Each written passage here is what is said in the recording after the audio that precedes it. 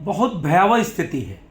पूरे देश के अंदर कोई भी शहर चले जाइए, बेंगलोर चले जाइए, लखनऊ ले लीजिए, चंडीगढ़ ले लीजिए, जितने भी शहर हैं, कलकत्ता ले लीजिए, चेन्नई ले लीजिए, मद्रास ले लीजिए, आप गुजरात के कोई शहर ले लीजिए या दिल्ली ले लीजिए, कोई भी राजस्थान का जयपुर ले लीजिए, कोई भी आप एक शहर पकड़ लीजिए देश में। देश के अंदर 745 जो जिले हैं, जिले का एक मेन शहर कोई भी पकड़ लीजिए। मुख्य शहर में जितने भी डेवलपमेंट हैं या पहले के डेवलपमेंट हैं, कांग्रेस की चाल को देखना पड़ेगा। अगर एक शहर के से सपोज करिए 7 हाईवे निकल रहे हैं या 6 हाईवे निकल रहे हैं या 5 हाईवे निकल रहे हैं, हर हाईवे पे आपको कब्जा मिलेगा। हर हाईवे पे किसका कब्जा मिलेगा? हरी चादर डाल के, और वहां पे एक आपको मजार मिल जाएगी, हरी चादर डाल के एक मदरसा मिल जाएगा, हरी चादर डाल के एक मस्जिद मिल जाएगी। ये मस्जिद कोई इबादत के लिए या कोई पूजा पाठ के लिए नहीं बन रही है, सारी इसके लिए बन रही है कि जब देश के अंदर गृह युद्ध हो तो उस टाइम पे ये आपको चारों तरफ से कब्जा कर पाए। आज पूरे देश के जो हालात हैं, अगर मैं आपको सुनाऊं तो आप स्तब्ध रह जाए।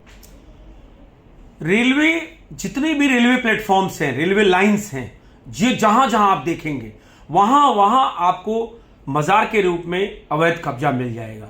वहीं अगर कोई गरीब ठेला लगाता है या कोई रेडी पटरी लगाता है तो उसको तो रेलवे हटा देती है, लेकिन इन हरी चादर के अवैध कब्जों को कभी भी वो नहीं हटा पाती है।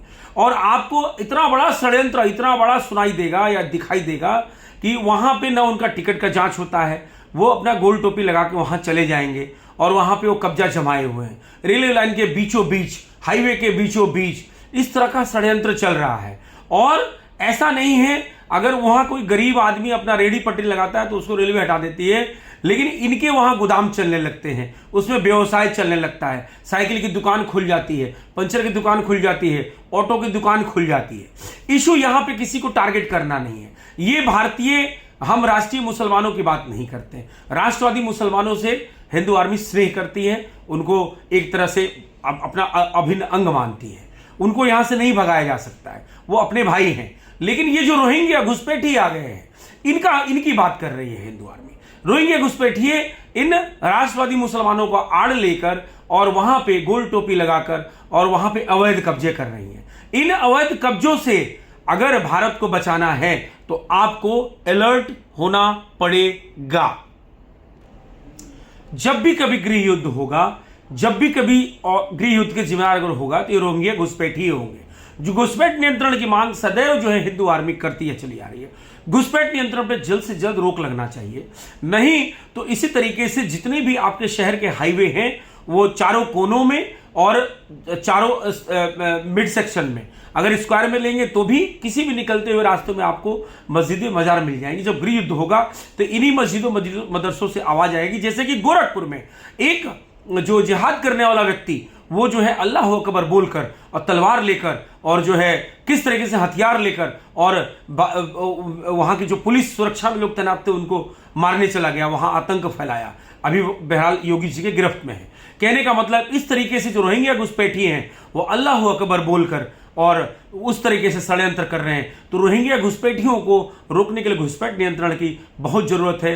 ये भारत में इतना बड़ा कोड़ है, इतना बड़ा कोड़ है कि भारत में जल्द ही गृह युद्ध के हालात पैदा होने वाले हैं। गोरखपुर की घटना ले लीजिए, राजस्थान की घटना ले लीजिए, या दिल्ली की पिछले साल की घटना ले लीजिए, दिल्ली राइट्स जो हुआ था, या अंकुर की घटना ले लीजिए। चाहे जितनी भी घटनाएं हो रही हैं उसमें एक विशेष वर्ग का हाथ होता है, एक विशेष वर्ग का हाथ होता है। दिल्ली में तेजाब छत पे रखे जाते हैं और इस तरीके से वहां पे षड्यंत्र को जो है अंजाम दिया जाता है। कहने का तात्पर्य यह है कि जो ये सड़कों पे, रेलवे लाइंस पे और बाजारों में, मेन सड़क पर ये जो हरी चादर डाल के जो कब्जा किया जा रहा है, पहली बात तो जो भारत के जब जागृत सनातनी भाई हैं, राष्ट्रवादी मुसलमान हैं, उनको इन सब चीजों को रोकना चाहिए, पहली बात।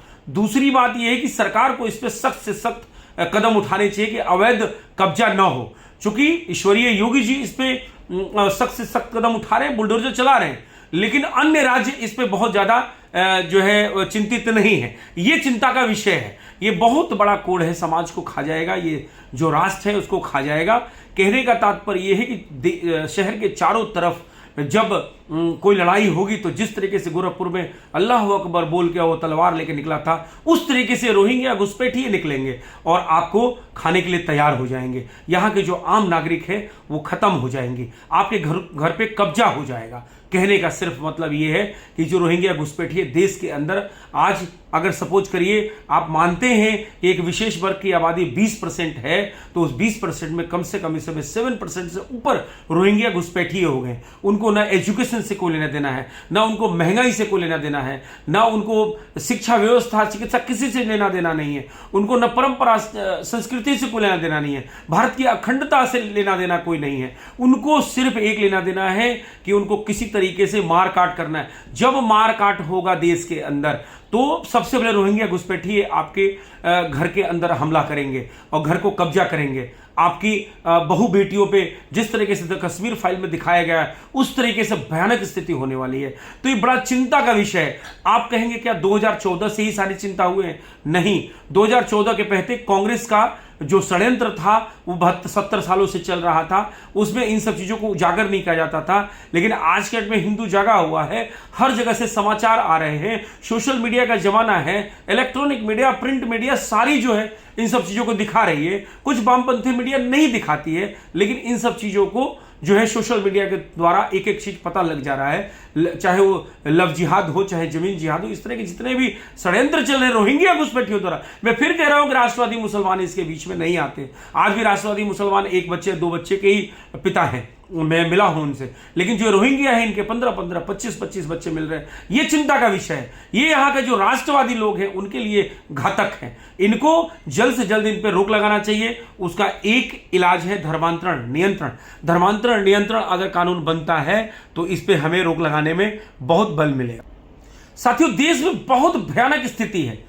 आपके खटिया के नीचे भी सांप है, मेरे खटिया के नीचे भी सांप है, वो काला नाग है। बस फर्क सिर्फ इतना है कि हम जगे हुए हैं, आप अभी सो रहे हैं। जिस समय वो आपको दिखेगा, तो जिस तरह से अफगानिस्तान में आपके घर पे कब्जा हुआ था और आज सिंध प्रांत के लोग जो है आज लखनऊ और दिल्ली और तमाम शहरों के अंदर अपनी कपड़े की दुकान और तमाम ऐसे व्यवसायों में लिप्त हैं। लेकिन सबसे बड़ी दिक्कत यह है कि सिंध प्रांत के लोग जो घर छोड़ के भागे थे, वो क्या बेंगलोर में नहीं हो सकता, क्या लखनऊ में नहीं हो सकता, क्या रांची में नहीं हो सकता, क्या पटना में नहीं हो सकता, क्या जयपुर में नहीं हो सकता, या सिकंदराबाद में नहीं हो सकता, कि हैदराबाद में नहीं हो सकता? तो ये बड़ा चिंता का विषय है कि आज रोहिंग्या घुसपैठिए इधर से घुसपैठ बना रहे हैं।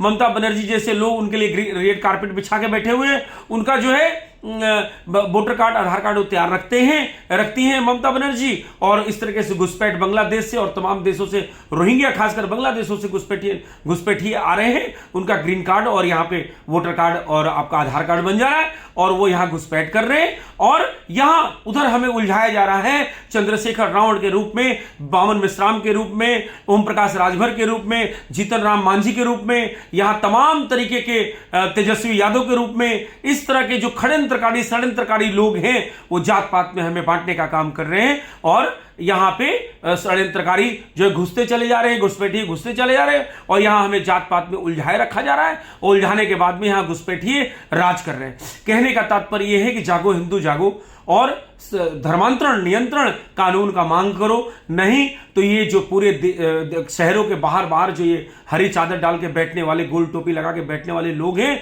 ये आपको ये मत सोचिए कि हर मस्जिदों में और हर मदरसों में मैं ये समझता हूं कि आपके काफिरों को सजा देने की तैयारी हो रही है। तो मैं ये समझता हूं कि वहां जो बताया जाता है रोज की, जो उनके धर्म को नहीं मानता है उनको इस पृथ्वी पर रहने का हक नहीं है, और यही उनके बच्चों को, उनके बड़ों को सिखाया जाता है, उनके 7 पुश्तों से सिखाया जा रहा है। तभी वो 5 करोड़ से आज 35-40 करोड़ हो गए, और 40 करोड़ वो तो हो ही गए हैं, और साथ में जो है 7% ये भी बढ़ गए हैं जो रोहिंग्या घुसपैठी हैं। तो कहीं ना कहीं इनकी जो शक्ति है वो बहुत भयंकर तरीके से बढ़ रही है। इस शक्ति को रोकने के लिए धर्मांतरण नियंत्रण और साथ में जनसंख्या नियंत्रण की बहुत आवश्यकता है। इस बात के लिए तेजी से आवाज उठाएं, क्योंकि योगी, मोदी और हेमंत बिस्वा शर्मा इस तरह के राष्ट्रवादी लोग हैं। इस समय मुझे लगता है कि राज्यसभा में भी दिसंबर तक जो है आपका राष्ट्रवादी पार्टियों का राज्यसभा में बहुमत आ जाएगा, तो मैं समझता हूँ लोकसभा और राज्यसभा में दोनों बहुमत आने में ये सारे नियमों का, ये सारे नियंत्रण नीति का, कानून का आप अभी से मांग करते रहेंगे तो कहीं दिसंबर में, जनवरी में, अगले 2023 में जो है सब चीजें पास हो पाएंगी। तब ये राष्ट्र बचेगा, तब ये धर्म बचेगा, तब ये परंपरा बचेगी, तब ये संस्कृति बचेगी। इस चिंता में, ये सोच के कि आपके खटिया के नीचे भी सांप है, सर्प है जो डसने वाला है, हमारे खटिया के नीचे भी सर्प है। बस फर्क सिर्फ इतना है कि आप जगे नहीं हो और हम जगे हैं। हमें वो सर्प दिख रहा है, आपको वो सर्प नहीं दिख रहा है। फर्क सिर्फ इतना है। धर्मांतरण नियंत्रण कानून, आपका घुसपैठ नियंत्रण कानून, जनसंख्या नियंत्रण कानून, एक शिक्षा समान कानून, समान नागरिकता संहिता कानून, ये सब लाने की आवश्यकता है। इसी के साथ जागो हिंदू जागो। जय श्री राम, भारत माता की जय, वंदे मातरम, जय श्री राम, जय बजरंगबली।